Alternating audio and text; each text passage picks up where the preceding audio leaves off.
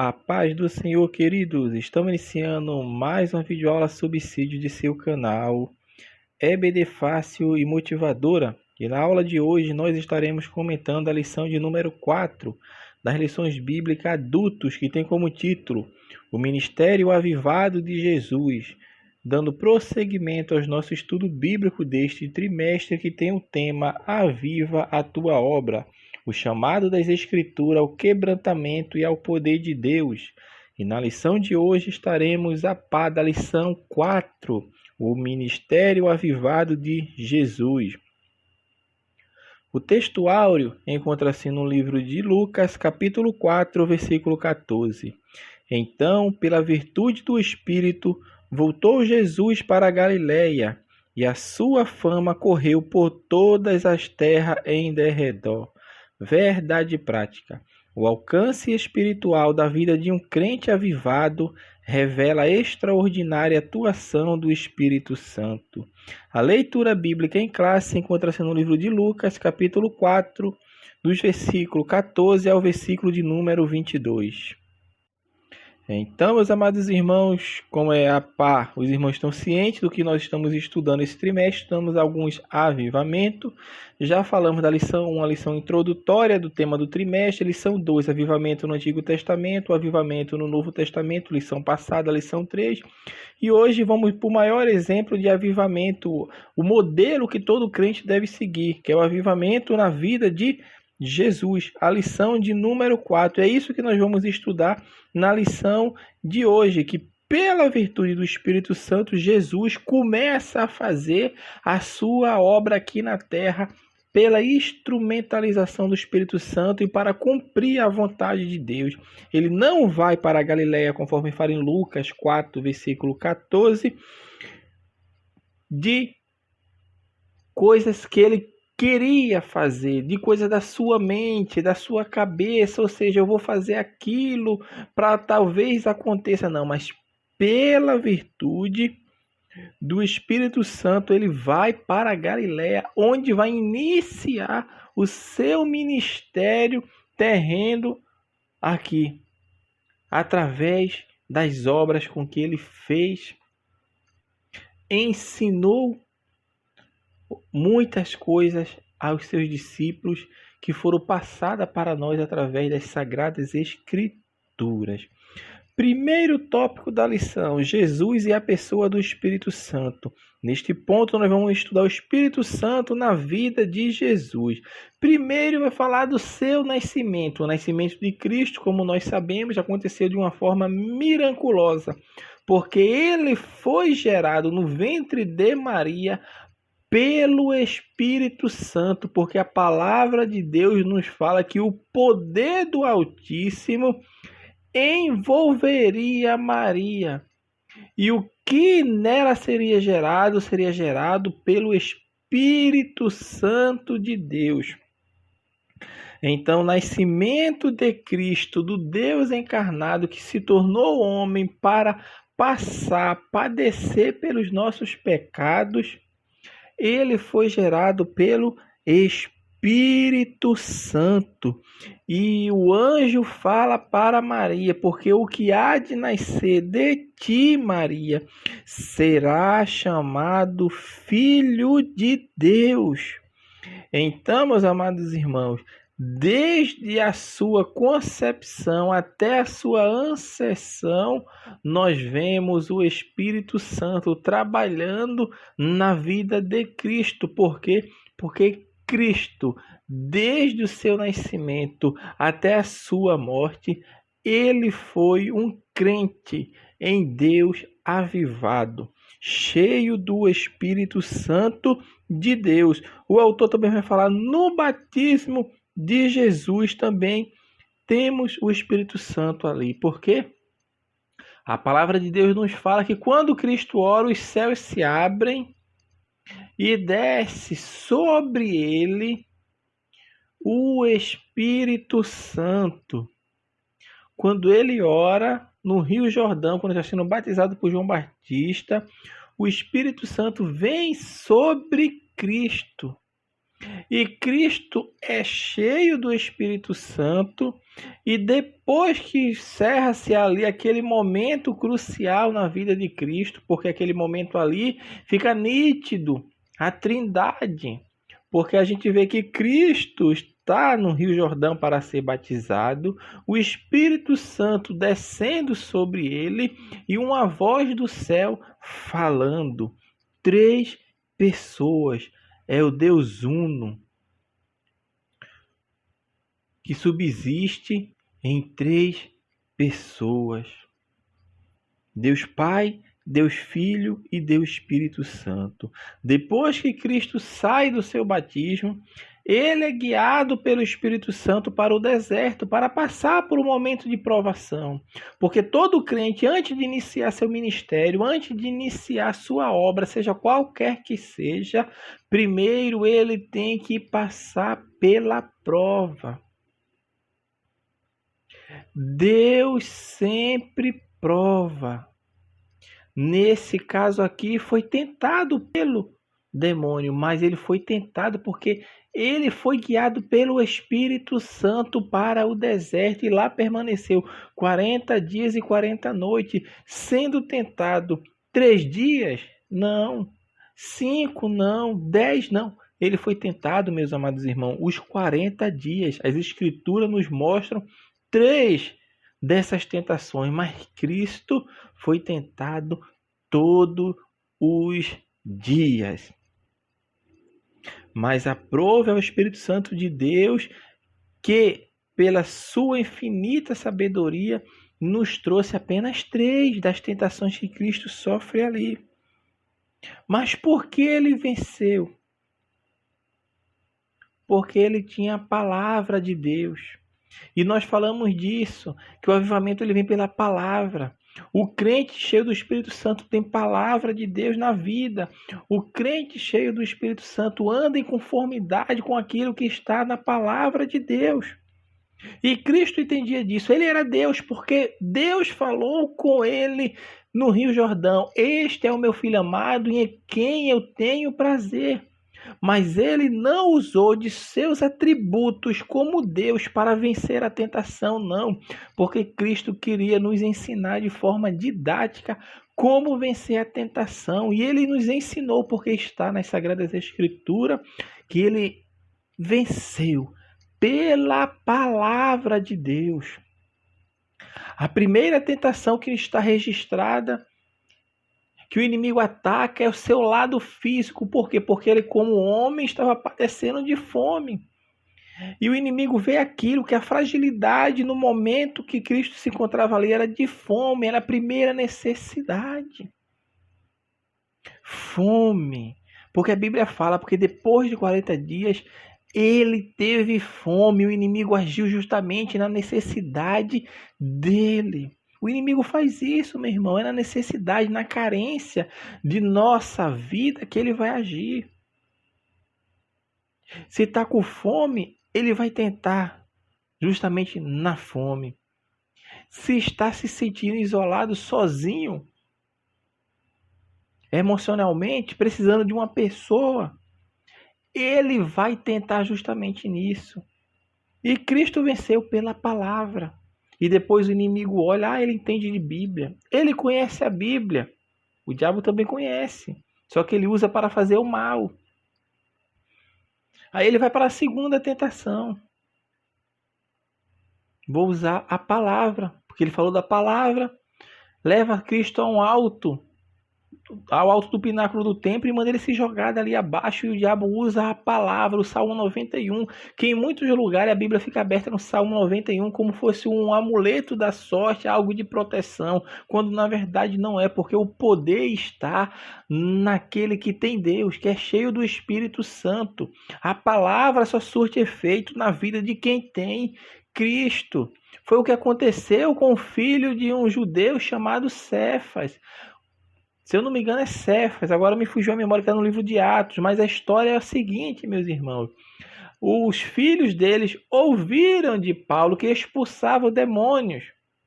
E ele vê uma pessoa que está possuída e vai tentar expulsar os demônios em nome do Deus de Paulo. a quem Paulo pregava, mas o poder que as pessoas hoje, até falam, as pessoas não falam. Sangue de Jesus tem poder, não é isso que as pessoas falam. Mas essas palavras, para que tenha efeito, meu irmão, só tem poder na vida de quem tem Cristo. Por isso, quando aqueles homens tentaram expulsar os demônios, nada aconteceu. Sabe por que nada aconteceu? Porque para acontecer tem que ter a palavra, ou seja, tem que ter Deus na vida, tem que ter Cristo na vida. Se não tiver Cristo, a palavra de Deus não é amuleto da sorte, como muitas pessoas ficam usando e blasfemam até do nome de Cristo, usando o sangue de Cristo tem poder, como se aquilo fosse um amuleto da sorte, como aquilo fosse umas palavras mágicas, mas não é. É apenas, a gente fala apenas, mas é muita coisa só na vida de quem tem Cristo, só na vida de quem é cheio do Espírito Santo. As palavras proferidas pelo servo de Deus é que surte efeito, porque tem Deus na vida e Jesus venceu pela palavra. O inimigo usou a palavra de forma deturpada, como muito tá acontecendo hoje nos nossos dias. Existe igreja para tudo que é gosto e para tudo de preferência. Se aqui você não pode fazer isso, ali tem outra que você pode fazer. E lá também está falando da palavra. Mas será que estão falando da palavra de Deus? Da palavra que transforma vidas? Da palavra que muda a mentalidade? Que faz com que a pessoa venha se arrepender de seus maus caminhos, que confesse os seus pecados, que reconheçam a Cristo como Senhor e Salvador da sua vida? Então, cuidado, o inimigo usa a palavra para desviar as pessoas do caminho do Senhor. E ele usa a palavra para desviar as pessoas da palavra. Cuidado. O Espírito Santo no ministério de Cristo. Cristo, após passar por esse momento de tentação, começa seu ministério pela Galileia, também guiado pelo Espírito Santo. O bom é ser guiado pelo Espírito Santo. Isso na vida de Cristo é uma constante. Ele sempre era guiado pelo Espírito Santo de Deus. Nada fazia de sua vontade, porque é isso que a palavra de Deus nos mostra, que essa liberdade que Cristo nos dá é para fazer a sua obra, para nos entregarmos inteiramente à vontade de Deus. E Cristo fez isso muito bem, porque ele entende que tem que fazer a vontade de Deus. E a vontade de Deus é esta na vida de Cristo, conforme a gente está na leitura bíblica em classe. Em Lucas 4,18, o Espírito do Senhor, Jesus falando, o Espírito do Senhor é sobre mim, pois que me ungiu para evangelizar os pobres, enviou-me a curar os quebrantados de coração, a pregoar liberdade aos cativos e dar vista aos cegos, a pôr em liberdade os oprimidos e anunciar o ano aceitável do Senhor. Cristo entendia isto muito bem. É o Espírito Santo no ministério de Cristo. Ele foi ungido pelo Espírito Santo para evangelizar os pobres, porque Cristo entendia que aquelas pessoas tinham necessidades, não apenas, meu irmão, necessidades materiais e físicas, mas necessidades espirituais. Só os pobres tinham, não, os ricos também tinham, mas Cristo dá a atenção aos pobres primeiramente, porque ele ali vê terra fértil. Ele vê ali que tem terra fértil, que vai lançar a semente e vai produzir a 100. Mas ele mesmo assim não deixa de levar a mensagem aos ricos. Nicodemos era rico, vai ouvir a palavra do Senhor e certamente se converteu, mas ficou escondido, mas era um crente convertido. Zaqueu era rico, se converteu, mas teve outros que não, como o jovem rico, que não atentou. Cristo sempre busca a todos. Cristo sempre busca a todos, veio para curar os quebrantados de coração. E quebrantado é isso, é aquele que tem humildade, que tem disposição para submeter-se à vontade de Deus. E ele veio para pregoar liberdade aos cativos. E o que é que cativa o homem, meu irmão? Que deixa o homem aprisionado, que deixa o homem sem liberdade, é o pecado. Desde que o homem caiu e pecou, o pecado é uma constante em sua vida, ou seja, é a natureza humana que está no homem, impedindo ele de ser liberto. Ou seja, porque ele sofre tanto a tentação externa através do inimigo, quanto a tentação da sua própria carne, sua natureza humana, porque seu espírito está adormecido, como Paulo escreve aos Efésios: vós outrora estavais mortos em delitos e pecados, mas foste vivificado pelo Espírito de Deus. É Deus quem vivifica, é Deus quem traz vida através do Espírito Santo. E Cristo veio justamente para isso, para pregoar liberdade aos cativos, para dar verdadeira liberdade, aquela que você tenha certeza que um dia vai morar no céu. Mas mesmo por isso você não vai viver com medo de viver achando que pode acontecer alguma coisa ou outra ou aquilo, mas não, mas você é livre para fazer a vontade de Deus, porque é uma liberdade total, não que deixa você escravo cego, porque a verdade, ela esclarece, ela ilumina o caminho para mostrar aonde você está indo. Isso é que é liberdade. É você conseguir enxergar à sua frente.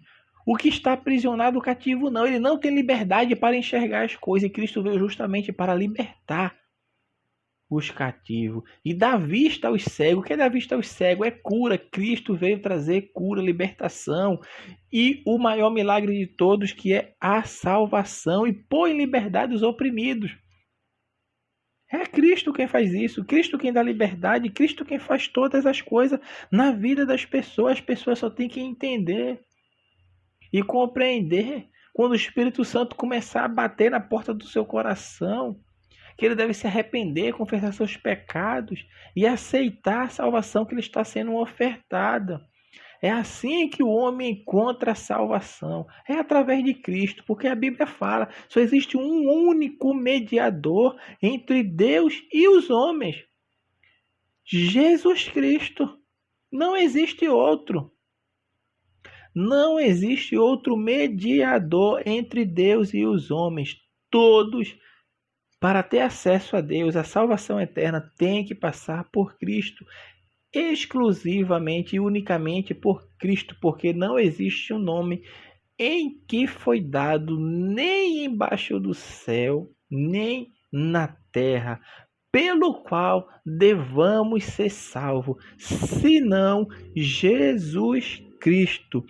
Esta é a salvação que Deus oferta para o homem: salvação, vida eterna, mudança. E para eu alcançar essa vida eterna vai depender das minhas escolhas, na verdade. Nesta vida, a vida é feita de escolhas.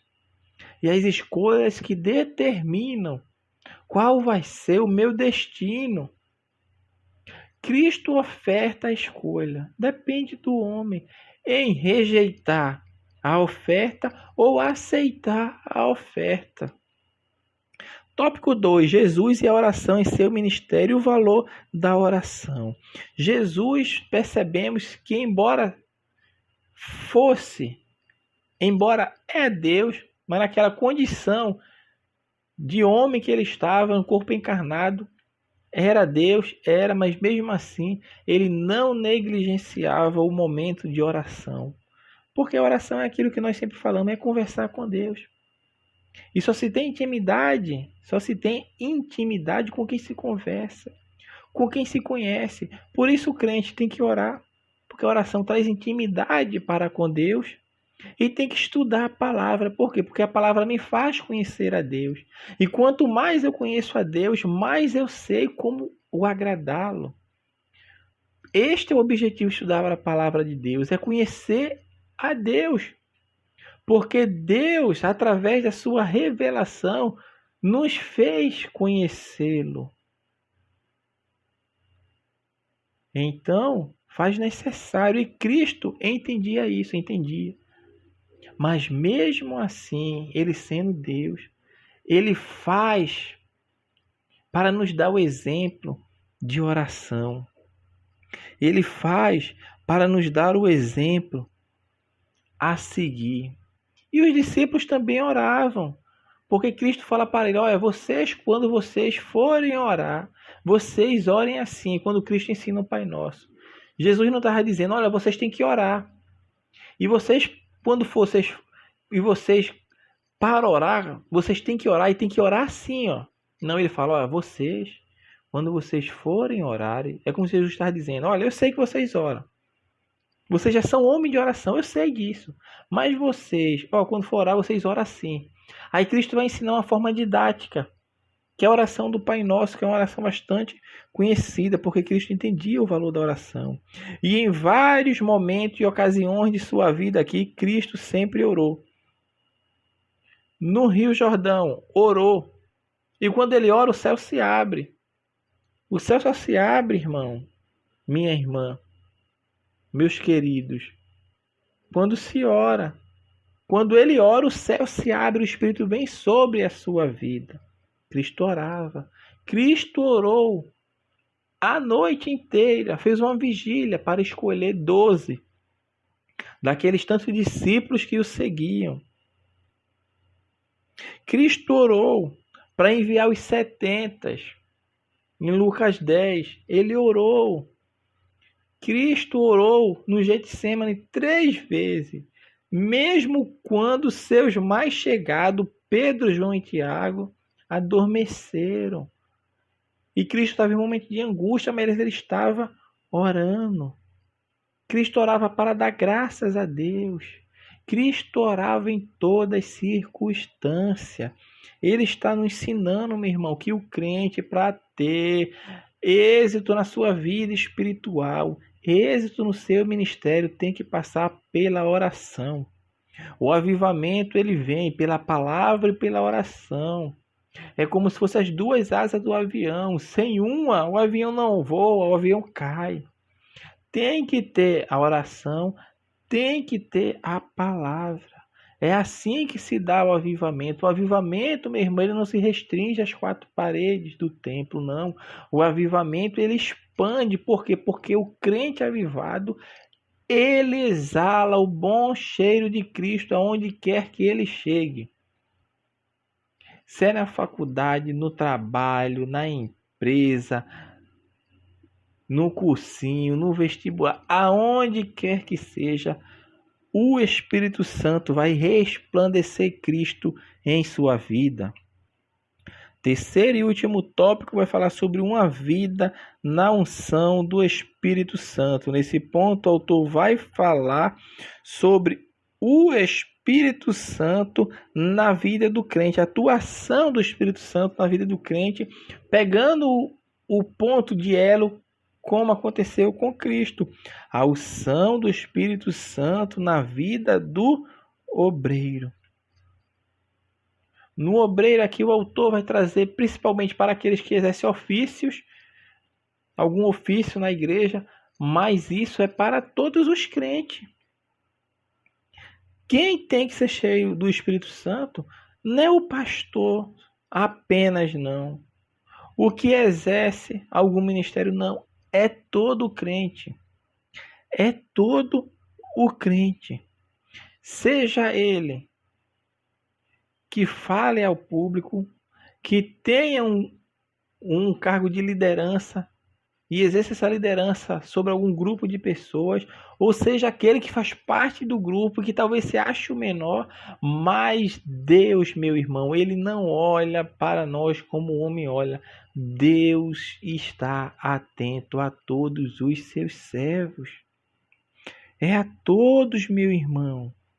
A vida piedosa, a vida direcionada para Deus, ela tem que ser patente na vida de todo o crente.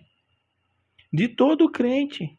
Então, meus amados irmãos, que possamos ter a unção do Espírito Santo na nossa vida. Que possamos entender e compreender que a unção de Deus sobre a nossa vida, meu irmão, é para o serviço. serviço em prol do reino. A seara é grande. Os campos já estão brancos. Cristo fala, olha, a obra é grande.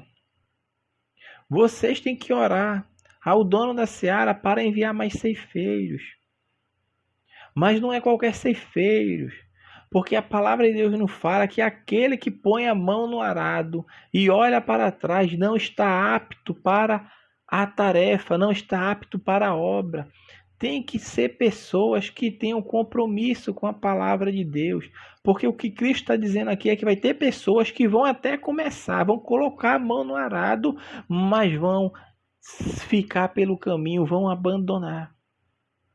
Para essas pessoas não abandonar e não negligenciar o chamado de Deus em sua vida, só através do avivamento. E o avivamento vem pela palavra de Deus. É a palavra que transforma, é a palavra que muda, é a palavra que santifica. Então, a vida na unção do Espírito Santo é o crente entender que ele depende de Deus e sem Deus nada ele pode fazer. E ele entendendo isso e compreendendo isso, ele vai saber que o que ele está fazendo não é para seu próprio benefício, mas é para benefício do reino de Deus. É em prol da obra de Deus. O crente cheio do Espírito Santo, ele faz com a verdadeira motivação, com a correta motivação, que é a motivação de fazer com que o reino de Deus se expanda na terra. Não é para ver, para mostrar para A, para B que está fazendo, que está lá, que está chegando junto, não. Mas ele faz porque ele entende que aquilo ali foi uma ordenança de nosso Senhor Jesus, que é o bom pastor, que deu a vida pelas suas ovelhas. E ele entende isso, que essa graça, essa misericórdia está disponível e ao alcance de todos. Mas como crerão se não há quem pregue? E como ouvirão se não há quem fale, quem apregoe a palavra? E Cristo está proclamando a sua igreja nesses últimos tempos para proclamar a sua palavra, para proclamar a sua palavra. Então, meus amados irmãos, assim nós estamos encerrando mais uma lição do seu canal EBD Fácil Motivador, e hoje comentamos a lição de número 4, o Ministério Avivado de Jesus. Que Deus abençoe os irmãos e até a nossa próxima aula, se assim o Senhor permitir.